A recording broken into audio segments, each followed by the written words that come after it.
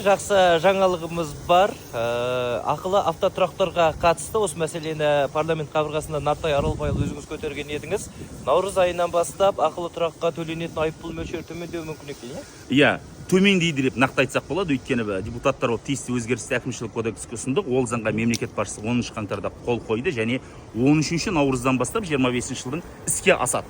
Енді ардақты ағайын, бұрын 100 теңгені ақылы автотұраққа төлемей кеткен кезде сіздерге 3 айлық есептік көрсеткіш көлемінде яки 11.700 теңгедей айыппұл салынса, 13 наурыздан бастап 100 теңге төлемей кеткен азаматтарға, жалпы ақылы автотұраққа ақша төлемей кеткен азаматтарға 1 айлық есептік көрсеткіш көлемінде ғана айыппұл салынады, яки 4000 теңгенің көлемінде. Және сол салынған айыппұлды сіз бір аптаның ішінде төлесеңіз, 50% жеңілдікпен, яки 4000 теңгенің орнына шамамен 2000 теңге төлейсіз. Және бір жылда ақылы автотұраққа ақша төлемей кету фактісі қайталанатын болса, бұрын 5 айлық есептік көрсеткіш көлемінде яки 20.000 теңгеде айыппұл салынса, біз оны 2 айлық есептік көрсеткішке түсірдік, яки 20.000 орнына енді тек қана 8.000 теңгенің көлемінде ғана айыппұл төлейсіз. Керемет, бұл да бір әзірге қозғалып жатқан мәселенің басы ғой. Жақсы жетістік. Олай болса, құттықтаймыз қымбатты телекөрермендер. Бұл ойлаймын ақылы тұрақ мәселесін көтеріп жүрген көптеген қоғам белсенділері мен депутаттардың ортақ жеңісі.